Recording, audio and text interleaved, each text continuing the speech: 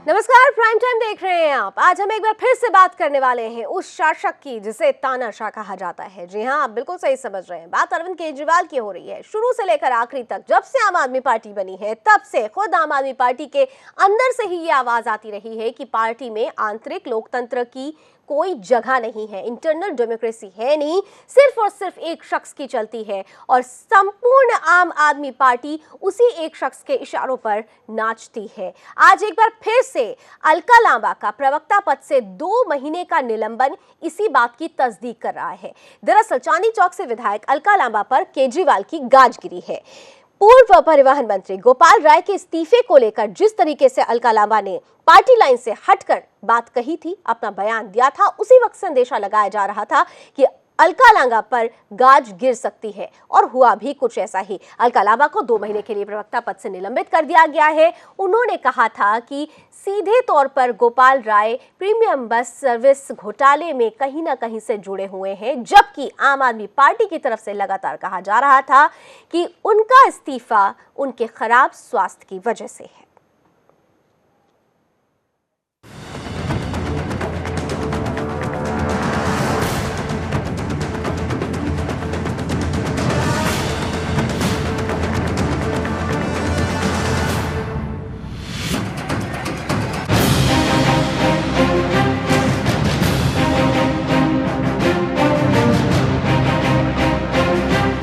आम आदमी पार्टी ने बना दिए तो असंवैधानिक हैं। ये तो दोगलापन नहीं चलेगा।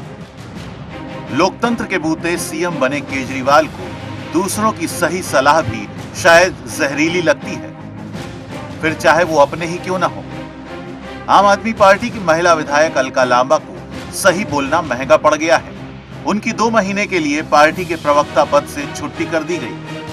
दरअसल अलका ने कहा था कि प्रीमियम बस घोटाले में आरोप लगने पर गोपाल राय ने इस्तीफा दिया है ताकि जांच हो सके। गाज गिरने के बाद अलका लांबा को भगवत गीता के श्लोक तब याद आ गए। उन्होंने धड़ाधड़ कई ट्वीट कर अपनी नाराजगी भी जताई।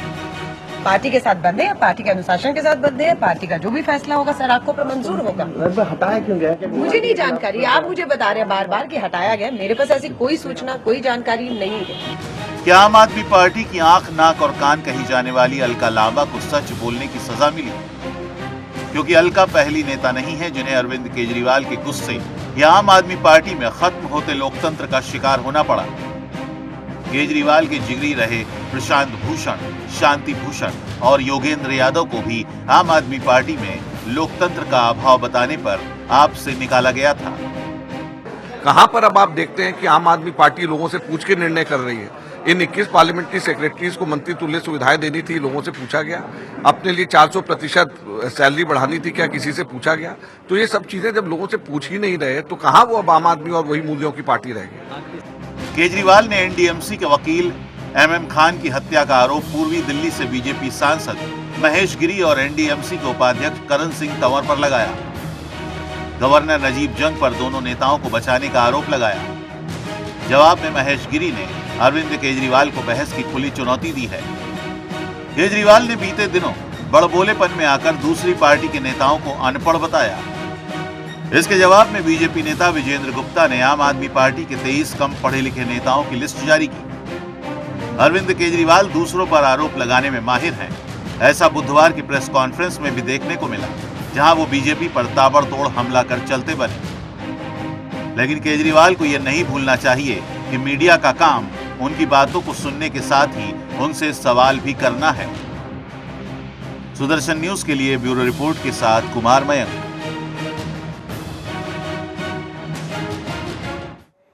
तो ईमानदारी का मेडल लेकर हमेशा से आम आदमी पार्टी और केजरीवाल घूमती रही है। ईमानदारी के सबसे बड़े नुमाइंदे कहे जाते हैं, लेकिन किस तरीके से पार्टी के अंदर ही भ्रष्टाचार व्याप्त है आपने देखा, और पार्टी के अंदर के लोग किस तरह से भ्रष्टाचारी हैं उसे भी समझने की कोशिश करिए।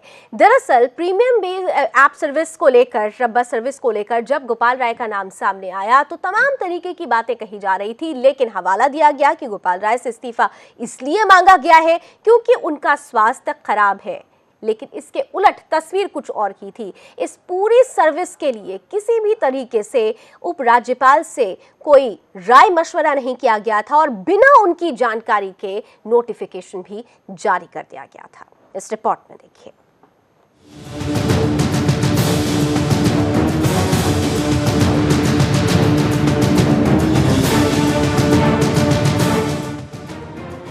प्रधानमंत्री सर, प्लीज दिल्ली सरकार को काम करने दीजिए। दिल्ली सरकार ठीक काम कर रही है। ये पोस्टर खुद दिल्ली सरकार ने ही लगवाया था, जिसके मुखिया अरविंद केजरीवाल हैं। अरविंद केजरीवाल खुद को सबसे ईमानदार नेता मानते हैं।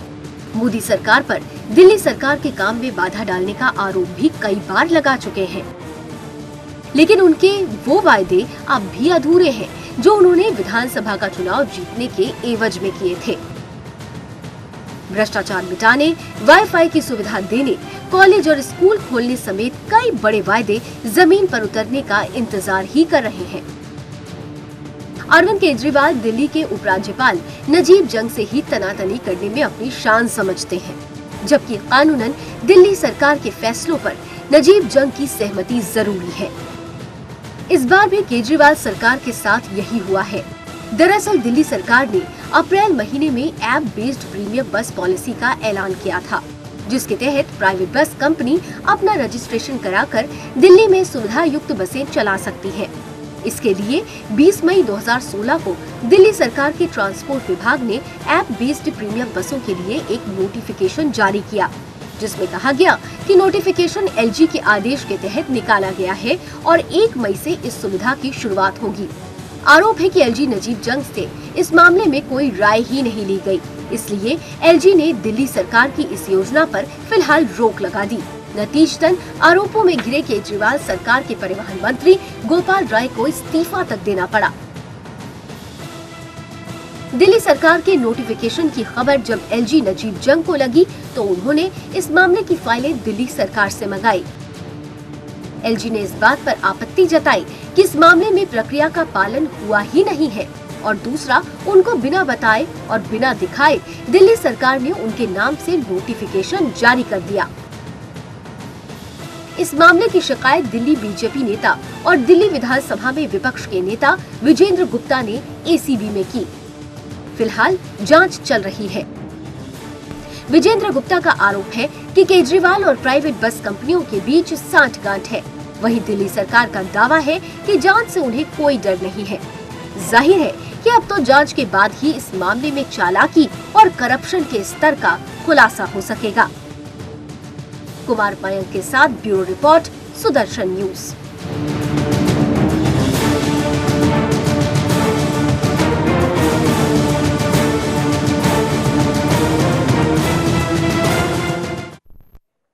वैसे साफ तौर से अगर आप देखिए, इतिहास को पलटिए तो नजीब जंग और अरविंद केजरीवाल की ये जंग कोई नई नहीं है। जब से आम आदमी पार्टी दिल्ली सरकार में आई है तब से उपराज्यपाल से लगातार किसी न किसी मसले पर क्लैश होता रहा है। आम आदमी पार्टी, खासतौर से अरविंद केजरीवाल, अपने आप को ईमानदार कहते हैं, कानूनी तौर पर आगे बढ़ने की बात करते हैं, लेकिन फिर भी कुछ ऐसा कर जाते हैं जिसकी वजह से सवाल उन्हीं से पूछा जाने लगता है। कुछ ऐसा ही हुआ है 21 विधायकों के साथ। 21 विधायकों को जिन्हें संसदीय सचिव पद दिया गया और जब सीधे तौर पर राष्ट्रपति के पास ये बिल पहुंचा और उन्होंने इस बिल को मानने से इनकार कर दिया, नामंजूर कर दिया, तो अरविंद केजरीवाल कह रहे हैं कि प्रधानमंत्री ना काम करना चाहते हैं और ना काम करने देते हैं। और यही वजह है कि उन्होंने एक लेटर भी प्रधानमंत्री को लिखा है। लेकिन इन सब के बीच सवाल तो यही है कि आखिर अरविंद केजरीवाल पहले कानून तोड़ते क्यों हैं, और जब कानून तोड़ देते हैं, उनसे सवाल पूछा जाने लगता है, तो फिर दबाव क्यों बनाते हैं।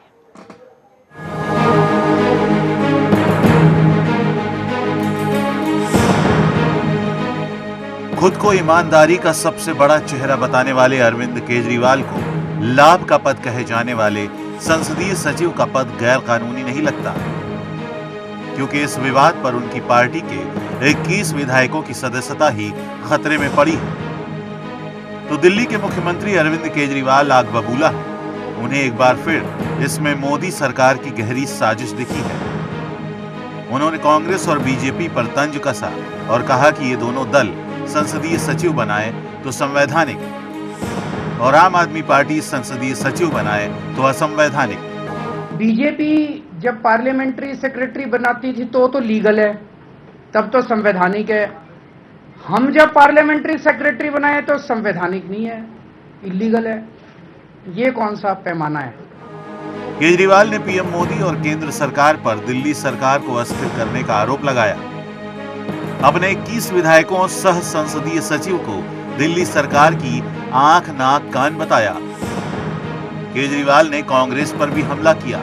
अजय माकन पर तंज कसते हुए कहा कि अजय माकन भी संसदीय सचिव थे तो गलत नहीं था।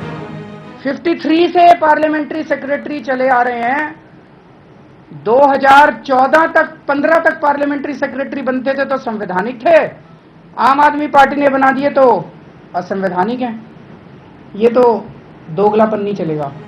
वहीं केंद्रीय गृह राज्य मंत्री किरण रिजिजू ने केजरीवाल को अपना काम करने की नसीहत दी। इसमें साजिश आपको लगता है क्या? पार्लियामेंट्री सेक्रेटरी उन्होंने अपॉइंट किया, ऑफिस ऑफ प्रॉफिट का लागू उन पे होता है, तो गृह मंत्रालय बीच में कहां से आ जाता है? अपना काम करें और अपना जिम्मेदारी को ले। हर चीज को गृह मंत्रालय, प्रधानमंत्री, दूसरे के ऊपर में कीचड़ उछालना, ये अच्छी आदत नहीं है। वो अपना गिरेबान में जाके देखें और अपना ड्यूटी को करें। तो कांग्रेसी नेता जेपी अग्रवाल ने कहा कि केजरीवाल चोरी कर सीना जोरी न करें। इन्होंने बेकायदा काम करा। जब कानून में ये प्रावधान है कि आप 10% से ज्यादा मंत्री नहीं बना सकते, तो उसके 3 गुना सेक्रेटरी कैसे बन सकते हैं? ये जो ऑफिस ऑफ प्रॉफिट वाला मामला है, इसके साफ तौर पर लिखा है। जय बच्चन वाले केस में कोर्ट ने भी इसमें ऑर्डर करा है कि अगर रेम्युनरेशन कितना 1% हो या 100% हो, आपने लिया हो या ना लिया हो, अगर वो प्रावधान है तो वो ऑफिस ऑफ प्रॉफिट का माना जाएगा। केजरीवाल ने आम आदमी पार्टी के विधायकों को पढ़ा लिखा बताते हुए दूसरे दलों के नेताओं को अनपढ़ कहा। देश में अपनी सरकार को अद्वितीय बताते हुए पूरी दुनिया में अपने सरकार के कामों की गूंज बताई, लेकिन ये नहीं बताया कि गलत नियुक्ति केजरीवाल करें तो वो सही कैसे हो सकती है, और खुद पढ़े लिखे होकर भी दोगलापंथी शब्द कैसे बोलते हैं। सुदर्शन न्यूज के लिए ब्यूरो रिपोर्ट के साथ कुमार मयंक। तो साफ तौर से अरविंद केजरीवाल जो लगातार इस संविधान का हवाला देते हैं, लेकिन शायद उन्होंने संविधान सही तौर से पढ़ा नहीं है, जिसमें साफ साफ वर्णित है कि अगर आप विधायक या मंत्री हैं तो किसी भी लाभ के पद पर आप आसीन नहीं हो सकते हैं।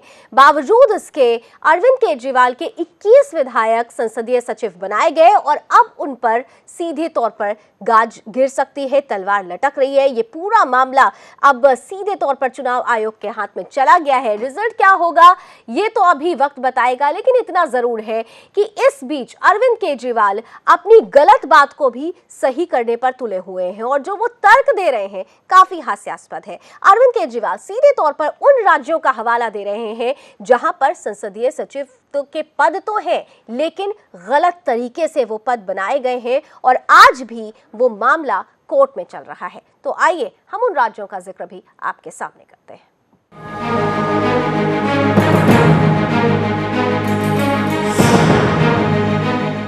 दिल्ली के सीएम अरविंद केजरीवाल के मुताबिक गुजरात, राजस्थान, हरियाणा, पंजाब, हिमाचल प्रदेश और नागालैंड सहित कई राज्यों में संसदीय सचिव का पद है, जबकि दिल्ली में आम आदमी पार्टी के 21 विधायक संसदीय सचिव के रूप में फ्री में काम कर रहे थे।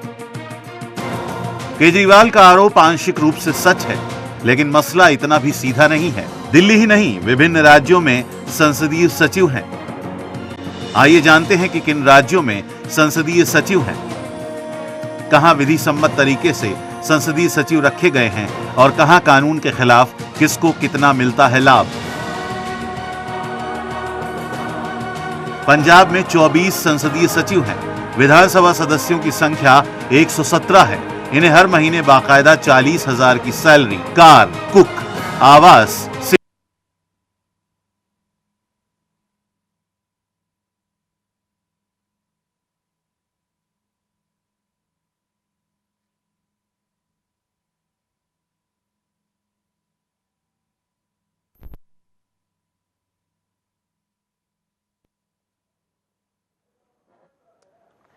तो सीधे तौर पर आपने देखा कि हम आपको दिखाएंगे इस आगे भी कि किस तरीके से चाहे पंजाब हो, हरियाणा हो, ये वो जगह पर हैं जहां पर संसदीय सचिव पद तो है, लेकिन ये मामला गलत था और यही वजह है कि हाईकोर्ट में इस पर जुड़ा हुआ प्रकरण भी चल रहा है। इनकी सैलरी 50,000 रुपए है। हर महीने चुनाव क्षेत्र के लिए 30,000 रुपए भत्ते, खाना और अन्य व्यय के लिए 12,000 रुपए, यात्रा भत्ता के लिए 10,000 रुपया, एक सरकारी गाड़ी, रोज के लिए महीने में अधिकतम 15 दिन, फोन के लिए 15,000 रुपए मिलते हैं। इसके अलावा भत्तों के तौर पर एक स्पेशल असिस्टेंट, वार्षिक 2 लाख रुपए का LTC, मुफ्त बिजली और मुफ्त पानी मिलता है। इसके अलावा 60 लाख रुपए तक का हाउसिंग लोन और 20 लाख रुपए तक का कार लोन की सुविधा मिलती है।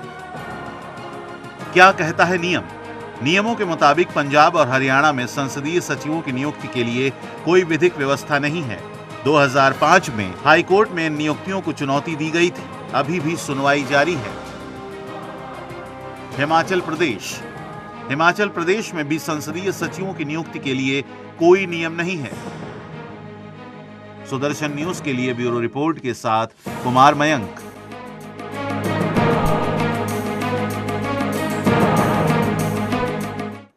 तो देखा, ये वही राज्य हैं जिनका हवाला देकर गलत चीजों को भी सही ठहराने की कोशिश कर रहे हैं अरविंद केजरीवाल। हालांकि ऐसा नहीं है कि तमाम राज्यों में संसदीय सचिव के जो पद हैं वो गलत तरीके से ही बनाए गए हैं, गलत तरीके से अपनाए गए हैं। कुछ ऐसे राज्य भी हैं, खासतौर से गुजरात और नॉर्थ ईस्ट के कुछ ऐसे खास इलाके हैं जहां पर संसदीय सचिव का पद कानूनन जायज है।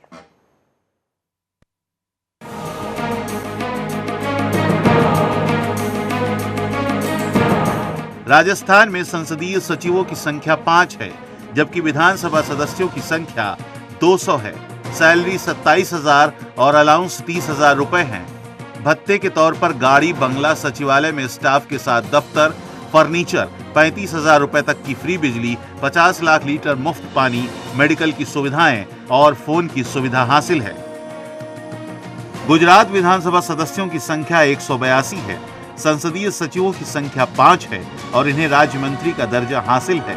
भत्ते के तौर पर इन्हें कार, बंगला, सैलरी 27,000 रुपए महीना, बेसिक का 125% DA, गाड़ी के लिए ईंधन, ऑफिस और घर दोनों के लिए फोन और 12 स्टाफ मिलते हैं। इन्हें अयोग्यता से मुक्त रखा गया है। नॉर्थ ईस्ट के राज्यों में संसदीय सचिवों की नियुक्ति के लिए कानून है। संख्या की सीमा निर्धारित नहीं है, लेकिन इनकी नियुक्ति को कोर्ट में चुनौती नहीं दी गई है। आइए डालते हैं इन राज्यों पर एक नजर।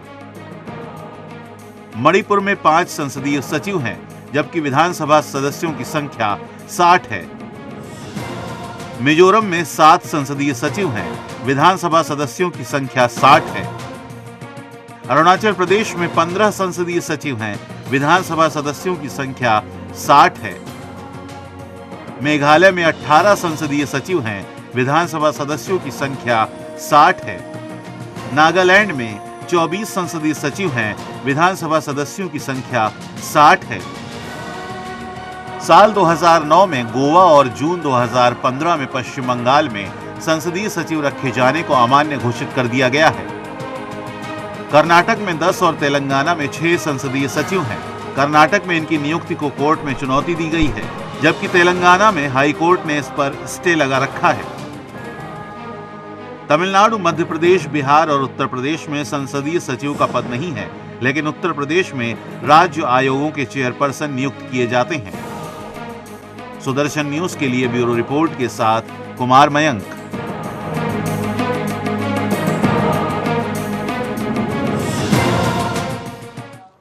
तो एक बार को अगर इन राज्यों को भी अरविंद केजरीवाल ध्यान से देखें तो इन राज्यों ने पहले कानून सम्मत काम किया है और उसके बाद पद पर नियुक्ति की है। कुछ ऐसा ही अगर अरविंद केजरीवाल करते तो शायद आज वो सवालों के घेरे में नहीं रहते, लेकिन वो तो अरविंद केजरीवाल ठहरे। और आज हम इसलिए तानाशाह कह रहे हैं क्योंकि लगातार पार्टी के अंदर से आवाजें उठती रही हैं कि पार्टी के अंदर इंटरनल डेमोक्रेसी की कमी है। आपको याद हो कि प्रशांत भूषण, शांति भूषण, योगेंद्र यादव, शाजिया इल्मी और अब अलका लांबा किस तरीके से तानाशाही का शिकार हुई हैं। अलका लांबा को एक बयान देना काफी भारी पड़ गया। अलका लांबा की प्रवक्ता पद से 2 महीने के लिए छुट्टी कर दी गई है। दरअसल पूरा जो मामला था, गोपाल राय परिवहन मंत्री, जिनका लगातार नाम आ रहा था, app based premium bus service में करप्शन को लेकर उनका नाम जुड़ रहा था, उनका इस्तीफा लिया गया। इस्तीफा की वजह उनका खराब स्वास्थ्य बताया गया, लेकिन अलका लांबा ने जो बयान दिया था वो पार्टी लाइन से अलग बयान था। उन्होंने कहा था कि गोपाल राय के इस्तीफे के बाद जांच निष्पक्ष रूप से हो पाएगी, यानी कहीं ना कहीं से अलका लांबा ने एक इशारा किया था कि गोपाल राय इस पूरे प्रकरण में शामिल थे, लेकिन अलका लांबा का यही बयान उनके लिए घातक साबित हुआ। आखिरकार अलका लांबा को 2 महीने के लिए प्रवक्ता पद से छुट्टी दे दी गई है।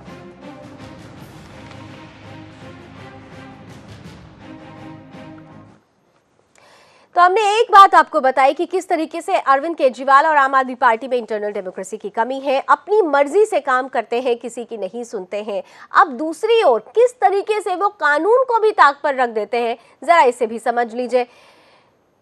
वायदे जमीन पर उतरने का इंतजार ही करती रह गई जनता। भ्रष्टाचार मिटाने, वाईफाई की सुविधा देने, कॉलेज और स्कूल खोलने समेत कई बड़े वायदे जमीन पर अब तक उतर नहीं पाए हैं। कैसे उतरेंगे जब उनको जंग से ही फुर्सत मिले। नजीब जंग यानी उपराज्यपाल से हमेशा जंग होती रहती है दिल्ली सरकार की। 20 मई 2016 को दिल्ली सरकार के ट्रांसपोर्ट विभाग ने ऐप बेस्ड प्रीमियम बसों के लिए एक नोटिफिकेशन जारी किया, जिसमें कहा गया कि नोटिफिकेशन एलजी की अनुमति से जारी किया गया है। एलजी ने इस बात पर ही आपत्ति जाहिर की। इस मामले में प्रक्रिया का पालन कतई नहीं हुआ। उनके बिना बताए और दिखाए दिल्ली सरकार ने उनके नाम से नोटिफिकेशन जारी कर दिया और इसी पर उपराज्यपाल नजीब जंग ने सवाल उठाया। अब सुनिए, दिल्ली बीजेपी नेता विजेंद्र गुप्ता भी यही आरोप लगा रहे हैं कि प्राइवेट बस कंपनियों और दिल्ली सरकार के बीच साठगांठ है। दरअसल एक पर्टिकुलर कंपनी को फायदा पहुंचाने के लिए आनन फानन में इस बस सर्विस को बिना नोटिफिकेशन जारी किए शुरू करने की बात कही गई। तो किस तरीके से आम आदमी पार्टी कहती तो है कि वो भ्रष्टाचार में लिप्त नहीं है, भ्रष्टाचार मुक्त देश की उम्मीद करती है, भ्रष्टाचारियों को सजा दिलाने की बात करती है, जन लोकपाल को बिल को लेकर लगातार अनशन की बात भी करती रही है, लेकिन खुद पार्टी के अंदर किस तरह से भ्रष्टाचार व्याप्त है उसकी बानगी आपके सामने है। तो कब खत्म होगी ये जंग और कब समझेंगे अरविंद केजरीवाल की तानाशाही से देश नहीं चलता, देश वाकई ही सच्चाई के साथ चलने पर चलता है। इसी उम्मीद के साथ इस बुलेटिन को यही खत्म कर रहे हैं। देश दुनिया की तमाम खबरों के लिए आप देखते रहिए सुदर्शन न्यूज। जय हिंद।